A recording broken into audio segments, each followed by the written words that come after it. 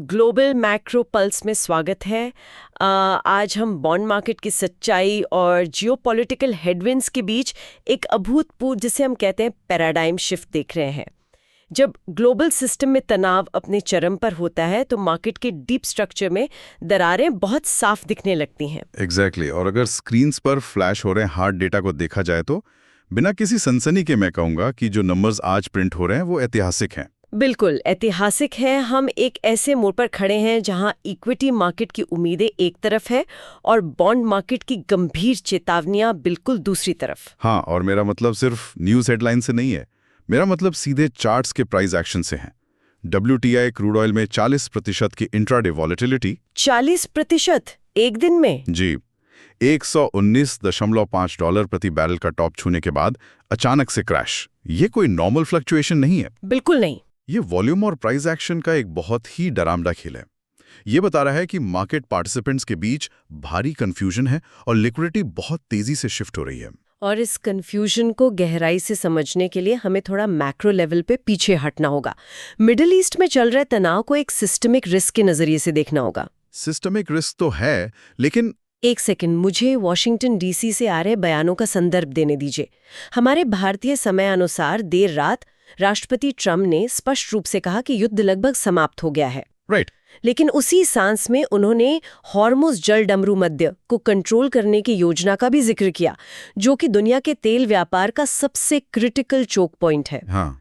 इसके साथ ही ईरान के नए सुप्रीम लीडर मुज्तबा खामेनेई को दी गई धमकियां और वॉशिंगटन से ही रूस पर लगे प्रतिबंधों में ढील देने की सुगबुगाहट, ये सब एक बड़े ग्लोबल सप्लाई शॉक का संकेत दे रहा है। देखिए, मैं यहाँ इस मैक्रो नैरेटिव को सीधे हार्ड डेटा से चुनौती देना चाहूंगा। मैक्रो थ्योरी अपनी जगह है, लेकिन सैटेलाइट डेटा कुछ और ही कहानी बयां कर रहा है।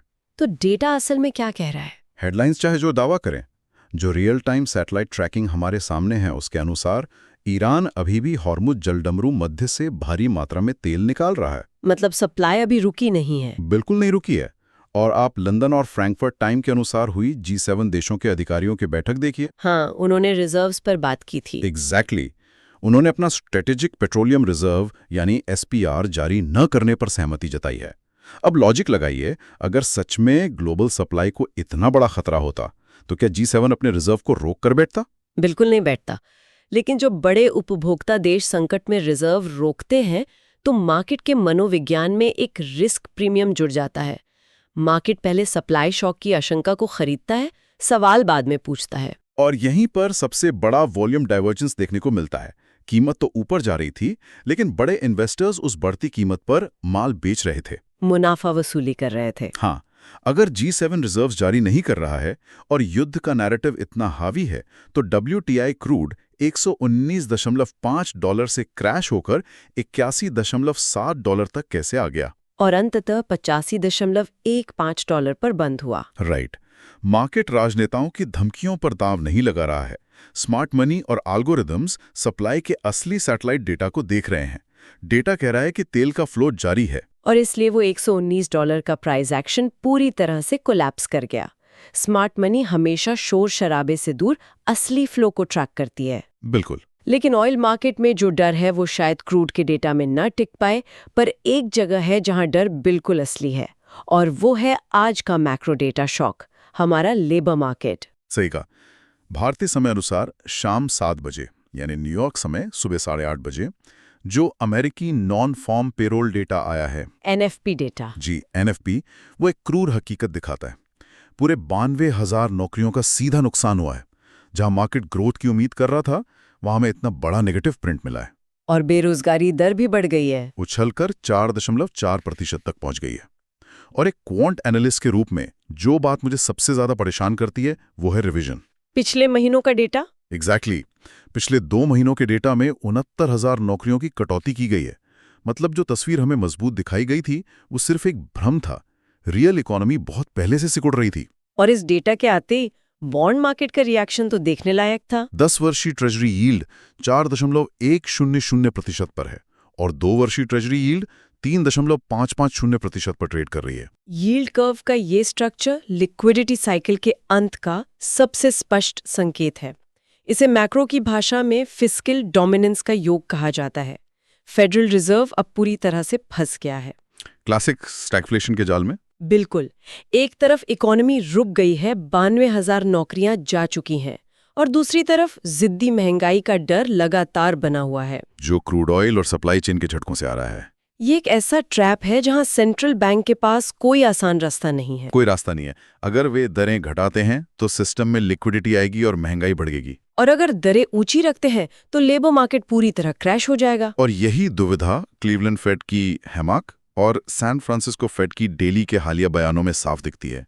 उन्होंने स्पष्ट कर दिया है कि दरें घटाना अब कितना जटिल है। फेडरल रिजर्व के हाथ पूरी तरह बंधे हुए हैं। और जब फेड के हाथ बंधे होते हैं, जब फिएट करेंसी सिस्टम पर सवाल उठते हैं, तो एक एसेट क्लास सबसे तेज रिएक्शन देता है, गोल्ड। सोने की कीमतें अपने ऐतिहासिक स्तर पर हैं, 5136.61 डॉलर प्रति ऑन्स।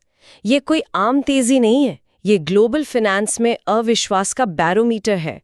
Geopolitical hedging.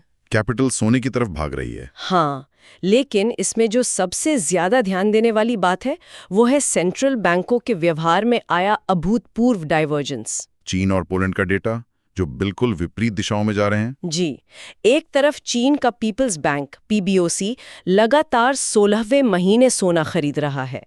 ये डॉलर पर निर्भरता कम करने का, डी-डॉलराइजेशन का हिस्सा है। और दूसरी तरफ पोलैंड का सेंट्रल बैंक अपने रक्षा बजट को फंड करने के लिए अपना सोना बेचने की योजना बना रहा है। एक देश रिस्क से बचने के लिए सोना खरीद रहा है, दूसरा हथियारों के लिए सोना बेच रहा है। ये मौजूदा मैक्रो एनवायरनमेंट का बहुत डार्क रिफ्लेक्शन है। लेकिन जब हम 5136 डॉलर के लेवल और 86.95 डॉलर पर पहुंची चांदी की कीमतों को देखते हैं तो एक टेक्निकल दृष्टिकोण भी जरूरी है। डेटा में एक वॉलेटिलिटी स्क्यू बन रहा है। यहाँ सबसे बड़ा डेटा पॉइंट CME ग्रुप का कदम है। CME ने सोने और चांदी के वायदा यानी फ्यूचर्स मार्जिन को कम करने का फैसला किया है, जो कि बहुत ही काउंटर इंट्यूटिव है। भारी अस्थिरता के बीच मार्जिन घटाना। आमतौर पे जब अस्थिरता होती है तो एक्सचेंज रिस्क कम करने के लिए मार्जिन बढ़ा देते हैं, लेकिन CME मार्जिन घटा रहा है। तो इसका संकेत क्या है? क्या लिक्विडिटी सूख रही है? एग्जैक्टली। बाजार में लिक्विडिटी सूख रही थी। जब कीमतें इतनी तेजी से ऊपर नीचे होती हैं तो बड़े पार्टिसिपेंट्स ट्रेड करने से कतराते हैं। रिस्क बहुत ज्यादा हो जाता है। मार्जिन घटाकर एक्सचेंज सस्ता एंट्री पास दे रहा है ताकि लिक्विडिटी वापस आए। ये एक वार्निंग साइन है कि शायद हम इन मेटल्स में एक पीक लिक्विडिटी क्रंच के करीब हैं। ये एक क्रिटिकल पॉइंट है। लिक्विडिटी ही वो खून है जो मार्केट्स को चलाता है।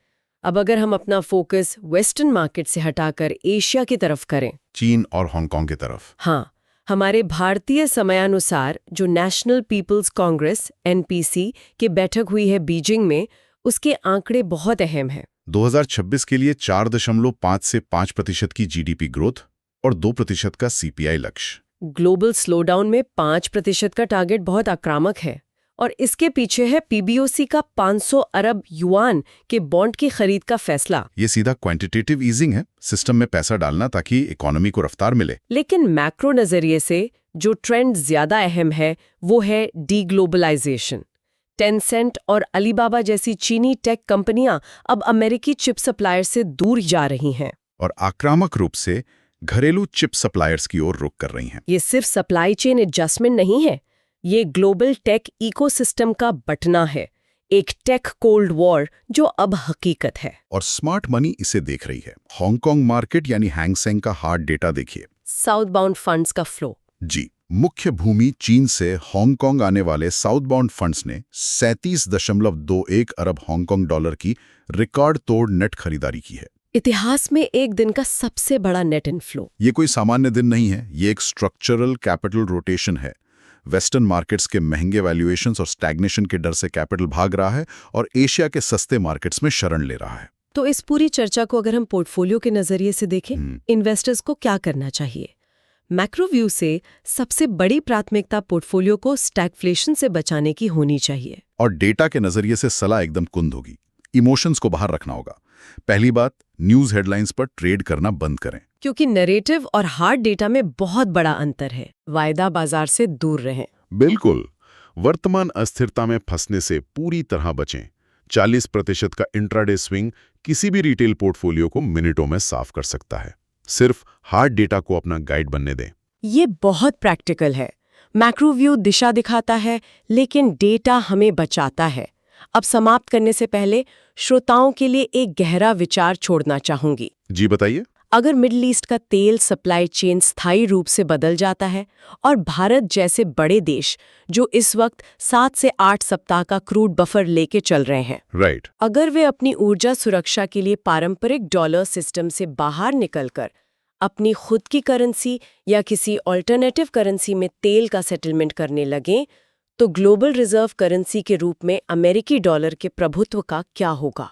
ये एक बहुत ही बड़ा पैराडाइम शिफ्ट होगा जो दशकों से चले आ रहे फाइनेंशियल आर्किटेक्चर को जड़ से हिला सकता है। वक्र से आगे रहें। ये ग्लोबल मैक्रो पल्स है। डिस्क्लेमर, ये कोई वित्तीय सलाह नहीं है।